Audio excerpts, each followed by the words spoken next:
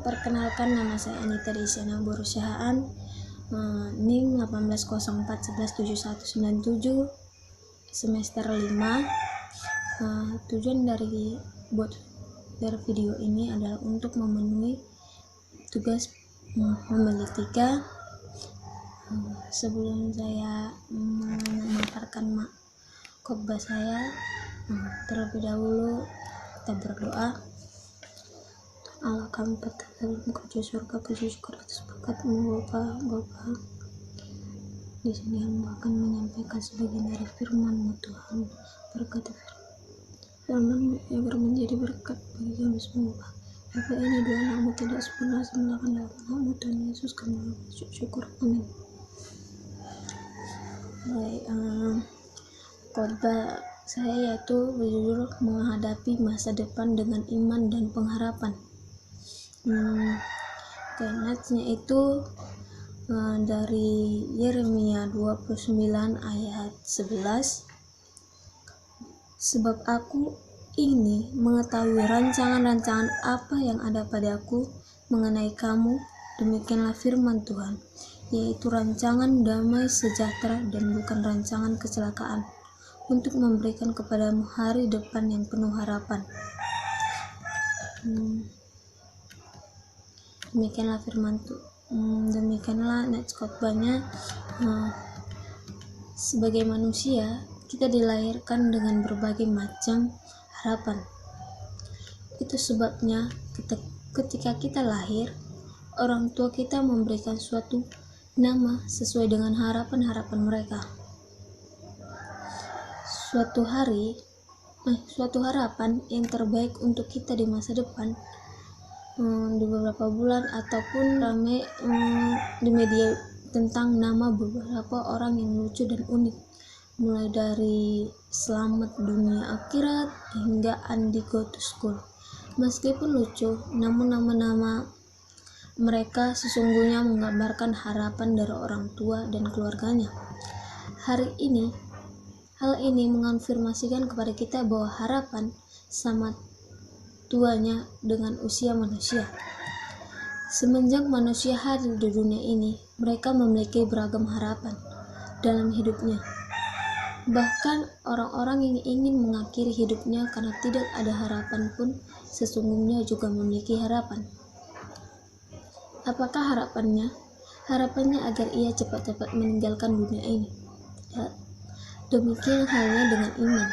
Semua umat manusia, baik yang beragama maupun yang tidak beragama, di bangku gereja, saudara tentu percaya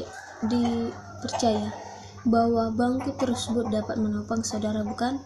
Sadar ataupun tidak, hal tersebut merupakan suatu tindakan iman, karena iman adalah tindakan percaya dan mempercayai diri kita kepada suatu objek. Kita percaya bahwa kursi atau bangku itu mampu menopang kita ketika kita duduk, maka kita mempercayai diri kita untuk duduk di atasnya. Semua yang menumpang di dalamnya, baik orang beragama maupun ateis sekalipun, pada akhirnya harus percaya dan mempercayakan dirinya pada pesawat dan sekuritinya. Demikian juga ketika kita minum atau makan, kita percaya atau kita beriman bahwa makanan atau minuman ini baik dan akan menjadi berkat bagi kita. Maka kita memakannya tanpa keraguan, sebab hari kehidupan kita berkuat dengan persoalan iman. Itulah iman dalam pengertian sederhana. Kehidupan kita dan umat manusia pada umumnya ternyata tidak lepas dari beragam tindakan iman dan pengharapan. Terlepas dari beberapa tindakan yang iman dan pengharapan itu, dari dua hal ini kita dapat menarik kesimpulan bahwa semua manusia yang hidup selalu bertindak dengan iman menuju pengharapan-pengharapannya. Atau jika disandingkan dengan tema di atas, maka dengan tema yang tadi saya bilang, itu iman adalah kendaraan yang setiap manusia kita gunakan, sementara pengharapan adalah tujuan yang akan mereka capai di masa depan. Akan tetapi, iman dan pengharapan seperti apakah yang menjadi pedoman kita dalam menyongsong masa depan?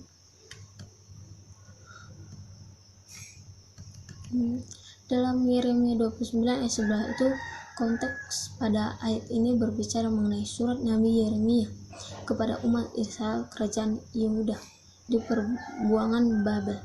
Suatu janji yang Tuhan nyatakan melalui bahwa masa depan umat Israel akan dipulihkan sesuai dengan rancangan Tuhan. Namun mereka harus menunggu selama 70 tahun. Dekat Yeremia 29 ayat 10, akibat pelanggaran mereka, suatu bentuk anugerah yang disampaikan mendahului masa penghukuman Tuhan terhadap ketidaksetiaan Israel. Tuhan menghukum dosa dan pelanggaran, namun Ia tetap mengasihi mereka. Dan pengalaman iman umat Israel atau kerajaan selatan, kita tidak memperoleh dua hal penting mengenai janji Tuhan tentang iman dan pengharapan masa depan kita. Satu itu iman dan pengharapan yang disadarkan oleh Tuhan. Sebab aku ini mengetahui rancangan-rancangan apa yang padaku mengenai kamu, demikianlah firman Tuhan. Ayat itu berbicara sangat jelas. Tuhan memiliki rancangan mengenai kita, mengenai saudara ataupun orang lain ataupun diri saya sendiri. Ada perbedaan yang mencolok antara rencana dan rancangan. Rancangan itu bersifat final, itu selesai. Rancangan suatu bangunan yang telah dibangun tidak dapat diubah. Jika dirubah maka harus mengubah secara keseluruhan. Rencana dapat diubah, sementara rencana itu bisa diubah. Kita mungkin dapat merencanakan untuk berlibur ke Bali ataupun ke kampung lah ya, nggak usah pun ke Bali jauh kali ya, ke Padang aja pasti. Namun liburan yang kita tuju itu atau kunjungi itu disetujui keluarga, maka rancangan tersebut pun tertunda atau mungkin juga batal dengan perbedaan mendasar, yaitu kedua belah pihak atau orang tua yang tidak setuju. Dan secara ayat ini mengagumkan. Sebagian besar ayat Alkitab menggunakan kata rancangan dan bukan rencana untuk menegaskan bahwa ketika Tuhan merencanakan suatu tantangan hidup, rancangan itu tidak akan pernah gagal. Meskipun sering gagal, hal ini menggambarkan kita untuk selalu Allah selalu untuk kita selalu menunggu, bukan selalu meminta, karena rancangannya itu bergantung semata-mata pada sifat Allah yang maha kuasa dan bukan rancangannya itu kemampuan kita. Tentu saja kita sering gagal dengan rancangan dari rancangan yang kita buat. Maka kalimat rancangan apa ada padaku dalam ayat ini menggambarkan dengan sangat kuat bahwa Allah memiliki rancangan yang jauh lebih baik, lebih indah, dan lebih sempurna dari apa yang kita rancangkan bagi masa depan kita. Sayangnya, kita telah sibuk membuang waktu, tenaga, usaha, dan bahkan terkadang memaksa Tuhan untuk mendengarkan doa-doa kita untuk ikut pusing dengan segala macam rancangan yang kita buat. Saya dahulu tahu rancangan yang kita buat tidak selalu diterima Tuhan, dan ada juga yang diterima. Maka dari itu kita tidak boleh memaksa untuk apa yang kita rancangkan Tuhan peroleh, Tuhan berikan, bukan. Tapi kita harus apa yang rancangan yang kita buat yang paling baik membuat Tuhan itu bisa mewujudkan apa rancangan itu, bukan hanya rancangan yang tidak diinginkan Tuhan. Lantas apa yang harus kita lakukan untuk dalam rancangan itu, yaitu percayalah iman dan pengharapan kita kepada Tuhan Sebagaimana kita yakin ketika duduk di atas kursi atau bangku gereja ini. Saudara percaya bahwa kursi atau bangku yang saudara duduk itu mampu menopang saudara, menopang iman saudara, menopang pengharapan saudara. Lantas mengapa terkadang kita malah meragukan iman kepercayaan kita? Bukan itu saja, kita memberikan jawaban yang paling konkret mengenai bagaimana seharusnya kita beriman dan berpengharapan. Percayalah dan mempercayai masa depan kita kepada Tuhan. Itulah kunci untuk rancangan yang kita inginkan. Yang kedua, tujuan akhir masa depan kita. Rancangan damai sejahtera dan bukan rancangan kecelakaan untuk memberikan kepadamu hari di masa depan, hari yang penuh harapan. Dari ayat ini memberikan tujuan akhir mengenai pengharapan yang di dalam rancangan Tuhan dan rancangan kita.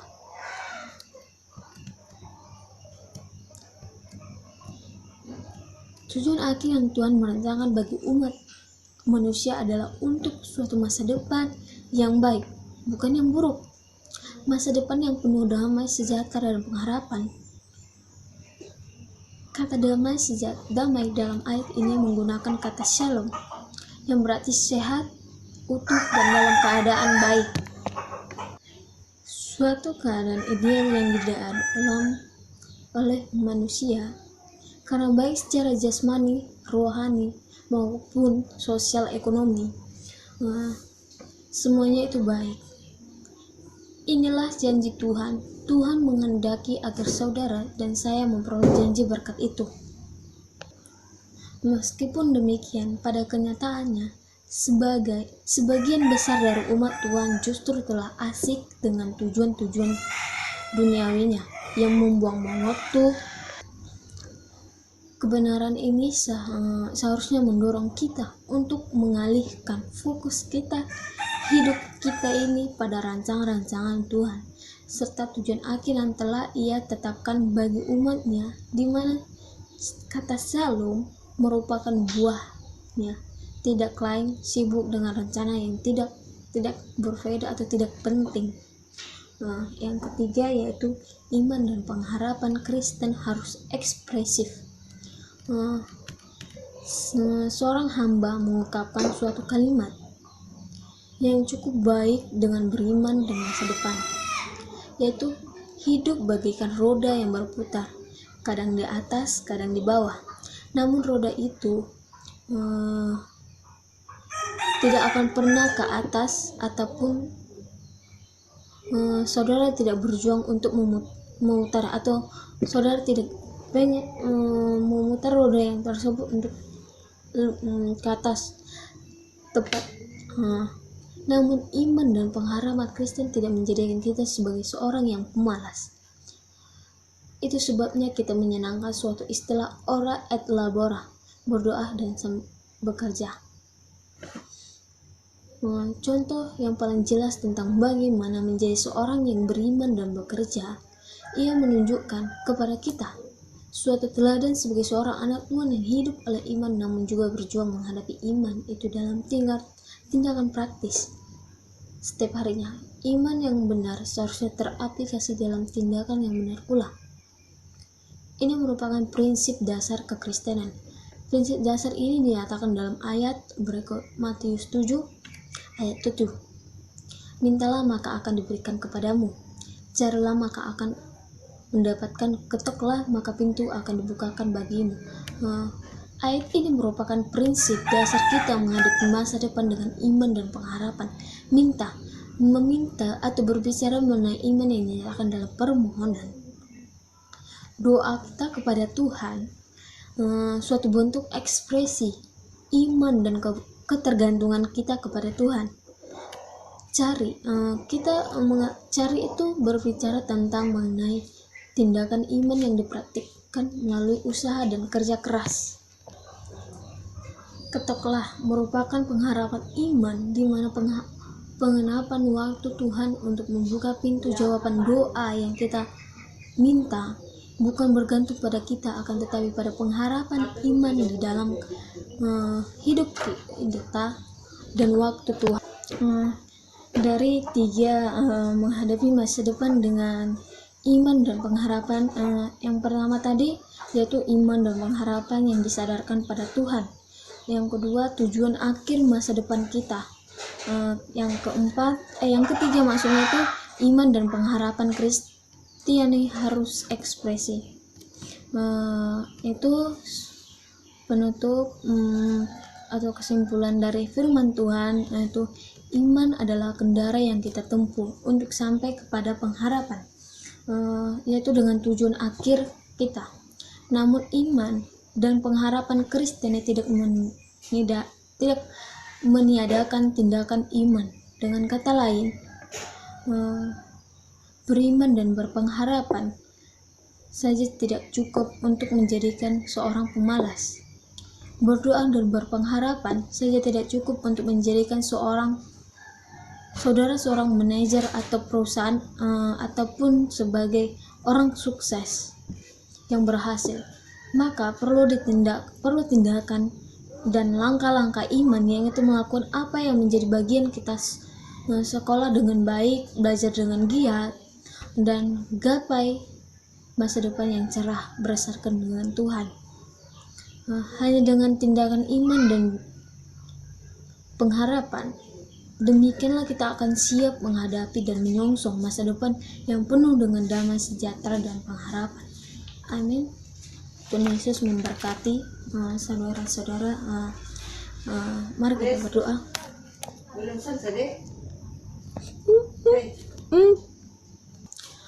Mari kita berdoa.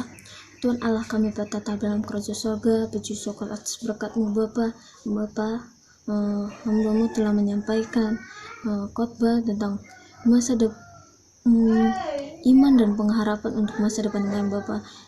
Biarlah apa yang saya paparkan dapat diserap, dapat dilakukan di dalam kehidupan mereka sehari-hari Bapa.